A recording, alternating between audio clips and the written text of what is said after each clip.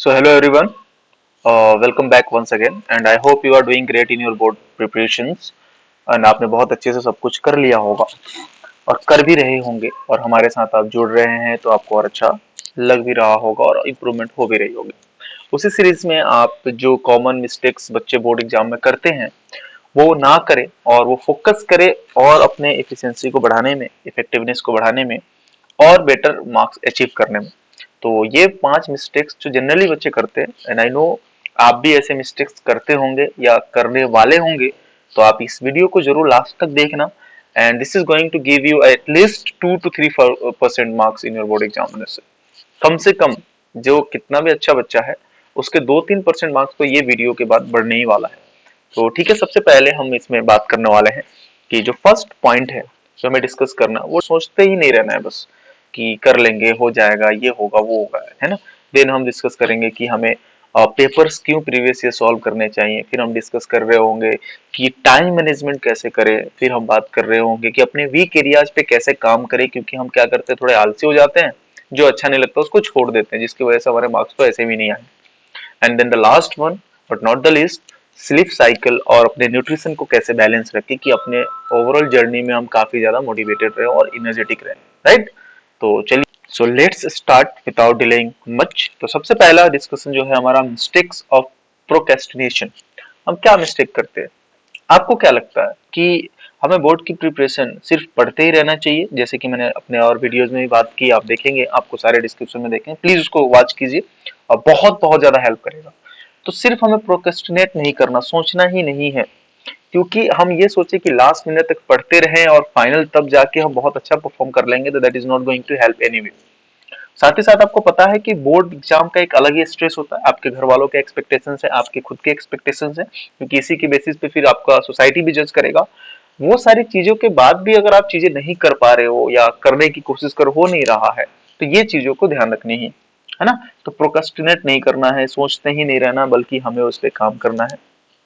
अगर आपका poor performance आएगा तो और ज्यादा स्ट्रेस ले लोगे तो और अच्छा से हो नहीं पाएगा, है ना। देन आपको अपने शेड्यूल, सबसे पहले इस चीज को खत्म करने के लिए एक अर्ली शेड्यूल बनाना पड़ेगा।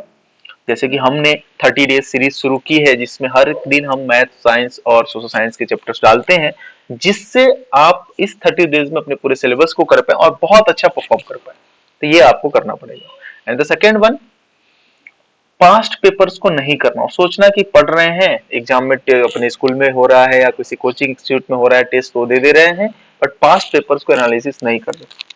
क्यों मैं बार बार बोलते आ रहा हूँ कि हमारा रिवीजन सीरीज जो है प्रीवियस 5 ईयर्स 2019 से 2025 तक का पूरा पीवाईक्यूज के थ्रू रिवीजन चल रहा है। बिकॉज ये जो पीवाईक्यूज हैं, एज इट इज इसी टाइप के क्वेश्चंस आपके फिर से बोर्ड एग्जाम्स में आने वाले हैं। This is going to be very very very most important. तो एग्जाम पैटर्न को समझना, अपने वीक एरियाज को अंडरस्टैंड करना और अपने क्वेश्चन के लेवल को समझने के लिए आपको पास्ट पेपर्स तो देना ही पड़ेगा, पास्ट पेपर तो सॉल्व करने ही पड़ेंगे। क्योंकि अगर आप प्रिपरेशन कर रहे हो, आपको ये नहीं पता आपको करना क्या है, फॉर एग्जाम्पल आप युद्ध के लिए चले गए, है ना, वॉर में चले गए, आप बंदूक ले लिए बट अपने बुलेट्स घर पे ही छोड़ दिए, तो क्या आप फायर कर पाओगे, क्या आप जीत पाओगे? नहीं। वैसा ही है पास्ट पेपर, ठीक है ना। इसमें कुछ चीजें ऐसी भी होती है, जैसे आप देखते होंगे कि कॉमन क्वेश्चंस होते हैं।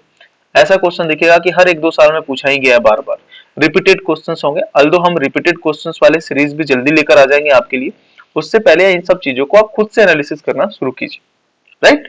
तो पास्ट पेपर्स को भी इग्नोर नहीं करना है, नहीं करना मतलब नहीं करना। This is the very first thing that we need to do in this 30 days. जितना भी पढ़ा है उसके बेसिस पे प्रीवियस क्वेश्चंस देखो, फिर पढ़ो, फिर देखो, सैंपल पेपर सॉल्व करो, ठीक है। Then poor time management.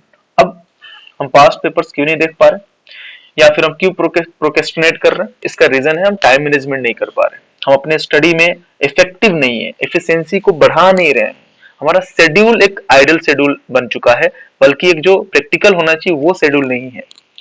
साथ ही साथ हम एग्जाम में भी जाते हैं तो एग्जाम हॉल में भी हमारा टाइम मैनेज नहीं होता, जिसके वजह से अगर आप टाइम मैनेज नहीं करोगे तो आपका पेपर कभी कंप्लीट नहीं होगा, और पेपर कंप्लीट नहीं होगा तो आप स्ट्रेस में ही रहोगे, और जिसकी वजह से आपका फाइनल एग्जाम भी बहुत बेकार जाएगा। तो टाइम मैनेजमेंट करने का कि हर एक सेक्शन, सपोज सेक्शन ए है उसमें कितना टाइम देना चाहिए, सेक्शन बी है उसमें कितना टाइम देना चाहिए, आप इसको डेवलप करो। नहीं कर पा रहे हो, मैसेज करो, कमेंट करो, रीच आउट करो, हम आपका हेल्प करेंगे। We are here to help you and we are happy to help you, क्योंकि हम आपको बताएंगे किस सेक्शन में कितना टाइम देना चाहिए और किस तरह से अप्रोच लेना चाहिए। तो time management is the very very very important thing, है ना। यही आपको इन सारी चीजों के लिए तैयार करेगा। अगर टाइम मैनेजमेंट अच्छे से नहीं करोगे तो definitely this is there is nothing going to help you out.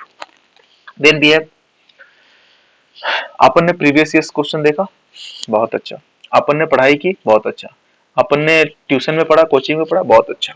But कुछ चैप्टर्स ऐसे थे जो हमें बहुत अच्छा नहीं लगा, मेरा इंटरेस्ट नहीं बना उस चैप्टर में, तो हम क्या करते हैं, उसको स्किप आउट करने की कोशिश करते हैं, छोड़ देते हैं। बट आपको पता है कि अगर आपने 2 4 5 मार्क्स से भी छोड़ दिए तो आपका 1-2% तो लॉस हो जाएगा। तो आपको अपने वीक एरियाज को पीवाईक्यू सॉल्व करने के बाद देखना पड़ेगा कि कौन से चैप्टर का कौन सा टॉपिक वीक है या कौन सा चैप्टर वीक है, उस पे आपको काम करना पड़ेगा, टाइम एलोकेट करना पड़ेगा ज्यादा वीक एरियाज में, और जो अच्छा है उसको रिवीजन मोड में रखने के लिए कम समय में भी काम चल जाएगा। तो वीक एरियाज को आइडेंटिफाई करना, उसमें अपना टाइम देना ताकि स्ट्रांग हो पाए, अपने टीचर्स का हेल्प लेना, और हम तो यहाँ है ही आपके लिए। तो आप हम तक रीच आउट कर सकते हो, कमेंट कर सकते हो कि सर ये टॉपिक्स हमारे वीक है, प्लीज इस पे कोई वीडियो बना दीजिए, या ये टॉपिक है कोई सेशन ले लीजिए। तो we are happy to help you out, है ना। तो वीक एरियाज को आइडेंटिफाई करके हमें छोड़ना नहीं है, काम करना है। अगर आपने टारगेट रखा है, आपका परसेंटेज काफी अच्छा है, तो definitely you have to do that. और ये अगर काम कर रहे हैं आप, तो बिलीव मी आपका स्कोर बहुत अच्छा होगा, और आप अपने आप में प्राउड फील करेंगे, आपके पेरेंट्स प्राउड फील करेंगे, और आप एक जो अपना सोच रहे हैं चीजें वो आप कर पाएंगे। बट उसके लिए आपको वेकअप होना पड़ेगा, कमिटमेंट लेना पड़ेगा, तब जाके चीजें बनेगी। And the last one is lack of proper sleep and nutrition. हम क्या करते हैं, हम सोचते हैं कि पढ़ते ही रहते हैं, पढ़ते ही रहते, सोते नहीं, क्योंकि सोने से टाइम चला जाएगा। बट जो साइंटिफिक मेथड है और जो रिसर्च बताते हैं कि जो अच्छे से स्लीप साइकिल मेंटेन करके रखा है ना, कभी हम 2 बजे सोते हैं, कभी 1 बजे, कभी 11 बजे, कभी 3 बजे सो रहे हैं, तो वो स्लीप साइकिल हमारा बिगड़ा हुआ है। स्लीप साइकिल जिनका है, और जनरली अगर 11 to 5 के बीच में या 11 to 6 के बीच में सो रहे हैं, उनका ब्रेन जो है वो ज्यादा वर्क कर पाता है कम समय में, और काफी इफेक्टिवली वो अपने प्रिपरेशंस को और अच्छा कर पाते हैं। तो आप समझ सकते हो कि अगर स्लीप अच्छा नहीं है, न्यूट्रिशन अच्छा नहीं ले रहे हैं, हेल्दी न्यूट्रिशन नहीं ले रहे हैं, और this is not going to work it out. ये सारी चीजें आप कर नहीं पाओगे, फिर वही टाइम मैनेजमेंट का इशू आ जाएगा, आप पेपर नहीं सॉल्व कर पाओगे, प्रोक्रेस्टिनेट करते रह जाओगे, अर्ली शेड्यूल नहीं डेवलप कर पाओगे। ये सब किसकी वजह से होगा, इसके वजह से आलस आने लगेगा। मैं अपनी एग्जांपल दूं, किसी दिन मैं काम करते करते 3 बजे 4 बजे सोता हूँ, आप लोगों के लिए वीडियोस बनाना या फिर जो भी चीजें उसके लिए, तो उसकी वजह से क्या होता है, अगले दिन मुझे काफी लेजी लेजी सा फील होता है, और मैं उतना प्रोडक्टिव नहीं हो पाता। सेम आपको भी ध्यान रखना है कि आपको नींद पूरी लेनी है, ताकि आपका पूरा डे जो प्रोडक्टिव हो और काफी इफेक्टिवली काम कर पाए, ये बहुत जरूरी है। आपको पेपर सॉल्व करना जरूरी है, इस टाइम पे पेपर ही सॉल्व करना मेन है, और इसीलिए हम पीवाईक्यूज की सीरीज लेकर आ रहे हैं। प्लीज उसको देखिए, शेयर कीजिए, दोस्तों तक पहुंचाइए, ताकि हम बहुत अच्छा कर पाए। समझ पा रहे हैं आप? तो these are the 5 common mistakes that students make in board exams, and due to which they are not able to get the desired score they want. तो उनको ये 5 मिस्टेक्स तो नहीं करने, और इस 5 में से अगर मैं बात करूं, तो अगर आपने ये एनालिसिस करना शुरू कर दिया, ये करना शुरू कर दिया और ये करना शुरू कर दिया, तो ये बाकी सारी चीज अपने आप हो जाती है। इन सब के लिए हम हैं, हम आपकी हेल्प करेंगे। तो please please please be motivated, commitment ले लीजिए कि इन 30 डेज में मुझे करके रहना है, और ये चीजें तो मैं नहीं कर रहा हूँ। Okay, so thank you so much, and I wish you all the best कि आप इन सब चीजों को अप्लाई करेंगे। कुछ भी कंफ्यूजन हो, कुछ भी डाउट हो, आप कहीं भी रीच आउट कर सकते हैं, इंस्टा, फेसबुक और व्हाट्सएप, टेलीग्राम, या फिर यहाँ कमेंट सेक्शन में मेंशन कर सकते हैं। We are happy to help you out. Okay, so thank you all, thank you everyone.